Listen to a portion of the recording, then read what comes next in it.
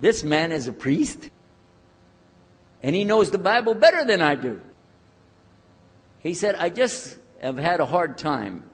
I've been here and having heart attacks, and I've been having problems and everything, and trying to figure out a lot of things. He said, I'm sorry I took it out on you. I really am. I apologize. And he started crying.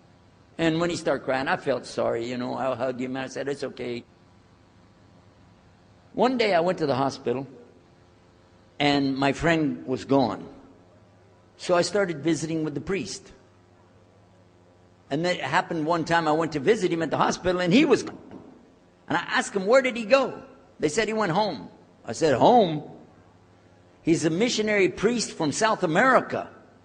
How did he go home? She said, I don't know. He's not here. I'm sure his family. I said, he has no family. I know him personally. He has no family. Where did he go? She said, I don't know. We're not responsible for them. I said, well, let me see where he went. You got it in your file? She said, I can't do that. Those are locked up. Nobody can look in the file. And I got in the lady's face and I said, listen to me. This man could die in the street right now, and it's going to be your fault. And you're going to get sued because I'm going to sue you for him. She said, okay, his folder's over there, but I'm not going to watch. I went over and I looked for it, got the address where he went. Sure enough, he was in a place where they put people that have no place to go, a shelter. So I went to the shelter and I found him. He was still on crutches. He saw me, he started crying again. He said, please get me out of here, get me out of here. I said, okay, come live at my house. Now, I told you the story so you can see something. Now look, I have 2 visitors in my house. One is a Catholic priest. The other is a Muslim. And I'm thinking I can get the Catholic priest and convert him to be a Protestant. At the same time, I'm going to catch the Muslim and bring him over to Christianity. High aspirations. But it didn't work. Some strange things began to happen. We would sit around the table at night to discuss what is the Bible and what's the salvation. My father has a Bible. It's called King James Version of the Bible. Most of you probably heard about it, especially any students of Ahmadiyyat or Zakir Naik. You've heard about King James Version of the Bible. But I work out of a different one that I've had since 1953. It's called the Revised Standard Version. And it says in it, King James Version has grave mistakes, grave errors, defects in it. That's what it says. So I began to preach out of mine, which doesn't match. And my father said, no, it's this way. I said, no, it's this way.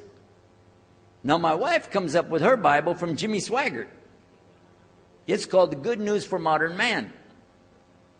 Okay? Totally different. It's written in modern vernacular. You can just, say anything you want to with it. You don't even recognize the Bible anymore. The Catholic priest, he's got another Bible. An older Bible with 73 books. We're working out of 66 books. And his is not even the same in the verses. It doesn't match up at all. And I never even knew about this subject until then. And he's saying this, and I'm saying that. My father's saying something else. My wife's on something else. And all the time, Muhammad the Muslim is sitting over there like this. So we asked him.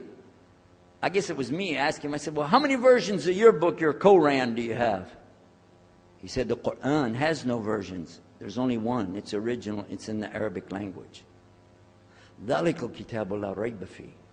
This is the book that has no doubt. Huda lil-muttaqin. It's guidance for those who have taqwa for Allah.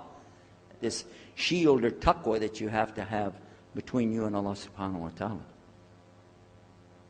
And only certain people are going to get the huda, hidayah, dina, from this Quran. These people that have the taqwa. So when he's telling us that the Quran is one, I'm going, huh? And it's in the original language, we still have it. You know what I was thinking? He's lying. I was sure he was lying because he could see the problem we were having, and he just sat back and made that up. But I don't know Arabic at that stage, so I don't know what to say. Maybe, I don't know. And he left it at that. He didn't try to preach. But it put a big doubt in my mind now about, we got all these books, he's got one, and la rayba fi, no doubt in it. So another time, we had another discussion that came up. Now this time, I went to the other preacher who had the cross. And I was asking him, I want to be able to explain the Trinity. He said, you know the Trinity. I said, yeah, I know. And I know the Council of Nicaea when we had that. But I want to know the way to explain it so a human being can just understand it.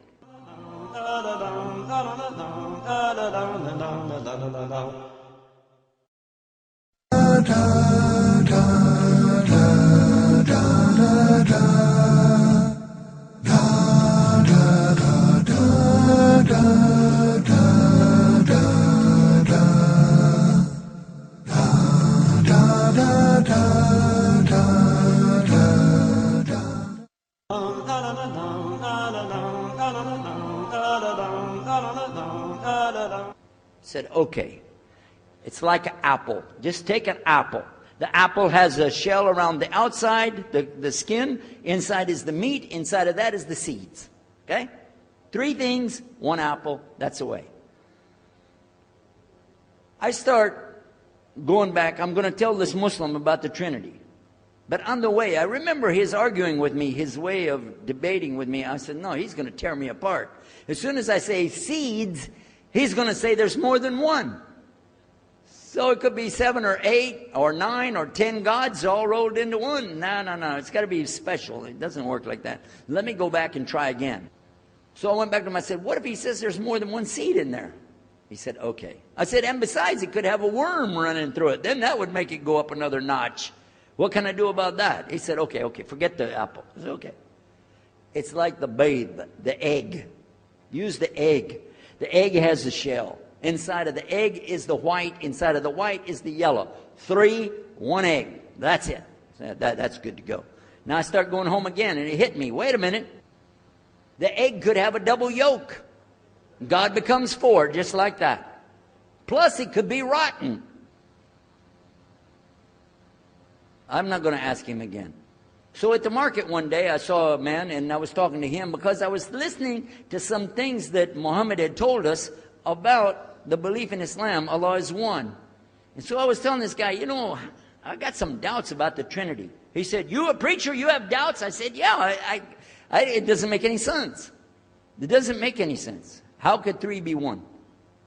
He said, okay, look. You see me? I'm one man. I said, yeah. He said, my wife? Yeah. It's one person. Yeah.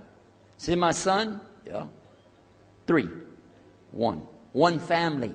It's the family of God. Use that. I said, there you go. The family of God. You don't get very far on that one, and you realize right away they could have another kid just like that. But worse, they could get a divorce. You want a God that can get a divorce? Huh? In Texas, if you get a divorce, your wife gets the cars, house, your retirement check, your 501, your Keogh plan. She's going to get your computer and even your email. You got nothing left. And I don't want a God that could have a worm in it. I don't want a God that can be rotten, and I don't want a God that can get a divorce. I want to explain this Trinity the right way. Sure enough, the subject came up, Trinity. There we are. Now here's the priest trying to talk about the Trinity is like an apple. I'm going, you don't go there. And then he's egg, don't worry about it. The family of God, forget about it.